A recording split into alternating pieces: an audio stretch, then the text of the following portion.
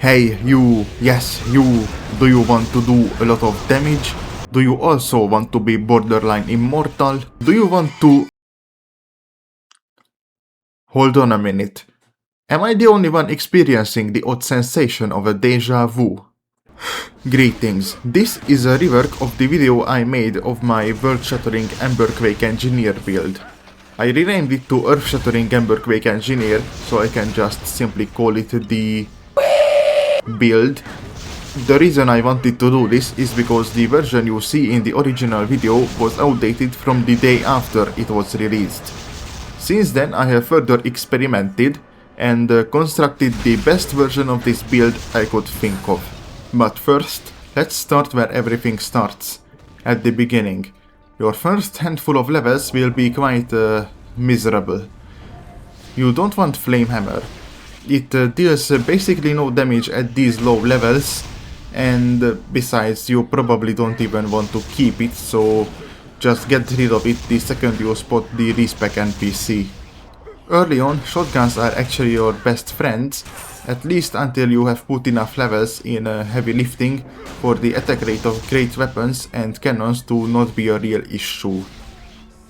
If you have the Machine Forged set, you also have a decently easy progress from level 33. And if you already have a character and were lucky enough to get the Great Hammer from the Brave Lord on a New Game Plus 2, you'll also have a great weapon, no pun intended, that will carry you through the game until you settle with your permanent weapon. Now, there are two ways of progressing this build.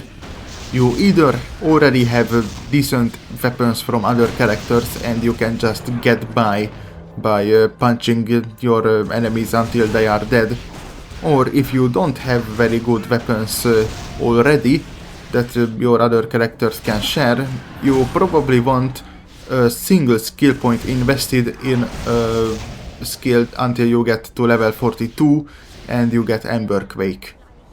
Spider Mines is my skill of choice. However, the abysmal skill respec mechanic needs to be worked around if you don't want to keep Spider Mines. The way it works is that you can only respec the last 3 skill points you've spent. If you don't want Spider Mines to be a deadweight on your build later on, what you'll do is get Spider Mines, wait a few levels, 6 to 8, you go to the nearest respec NPC, respec Spider Mines, dump your skill points, but save 1, just so you can relearn Spider Mines. And when the next time you want to dump your skill points comes, you just repeat the process. This is how I chose to outplay the bullshit respec mechanic, but if you don't want to bother with it, you can easily strike your enemies repeatedly until you get bored and give up trying to grind levels for this build. Since we are talking about progression, let's also mention your stat points. You generally want 210 defense to keep your armor on, and you can get all the other stat points invested in strength. That's really it. Now, onto these skills. Heavy lifting will do a lot of heavy lifting, pun intended, while you progress. Once you have your final equipment, it's not gonna be very useful unless you want to use a two-handed weapon you really like. Healing Word is a necessity by default. Next up, you'll get the Invincibility Bubble and Fire and Spark to boost your damage. Then you'll get Charged Domination.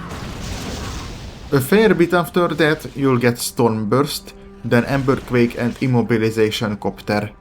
These 8 skills are the ones you'll max out, but you still have quite a handful of skill points to spend, so do whatever you want with them. You can keep Spider Mines if you really want to as well, but what I did was putting those points into Sword and Board. But then I realized the damage bonuses are actually comically small. Like, it should either be 30 times the shield's armor added to the weapon as damage, or the shields should have the armor values of the rest of your armor, essentially doubling your defenses. Otherwise, the damage bonus is actually smaller than the brains of Twitter activists. Now, onto the equipment. What I've learned not long after the Brainless Berserker video is that you have a base damage reduction percentage. That means I have learned that you don't have to spam Skulls Oblimoanis mindlessly. You just have to have as many of them as you need to reach 75% damage reduction from the base amount. Using this knowledge, I have achieved ultimate min-maxing Svetlord status. So, here's what you'll get first. 2 of Mondon's rings with plus 200 strength and the Mondon's insignia with plus 200 focus. This will give you more than enough strength to equip your Netherrealm shield, which will look something along the lines of this. Next, you get your weapon, Archgap's Vice, which is objectively the best weapon for this build. Let me explain why. It deals only electric damage, so it gets boosted by your strength and focus. And Emberquake also deals damage based on your weapon's DPS. What this means is that Emberquake gets double the boost from your focus, since the damage of your weapon and the fire damage of it both benefit from high focus. And I've observed that skills using weapon DPS can also utilize the effects like lightning and thunder from your weapons, and that means even more damage, which can also benefit from you having higher focus. Later, as you level further, and you will finally have 210 strength and 210 defense, you will be able to equip the rest of the armor set. Outer Core Mantle, Outer Core Armor, Outer Core Pants, Outer Core Boots, and Outer Core Belt. You also want the helmet and gloves as temporary items until you can permanently equip the S-Fix set, which includes the S-Fix and Orlok's Hand.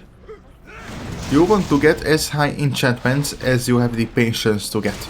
Ideally, every enchantment should be 67 or more. The way I have gotten these enchantments is by outplaying the RNG of Boris's enchanting. What I did was walk up to him, save the game and enchant. If I didn't like what I got, I pressed print screen, which is next to F12 on your keyboard. That, for some reason, crashes Torchlight II. At least for my client it does. I don't know if it works for you, but it works for me, so I'm sharing it.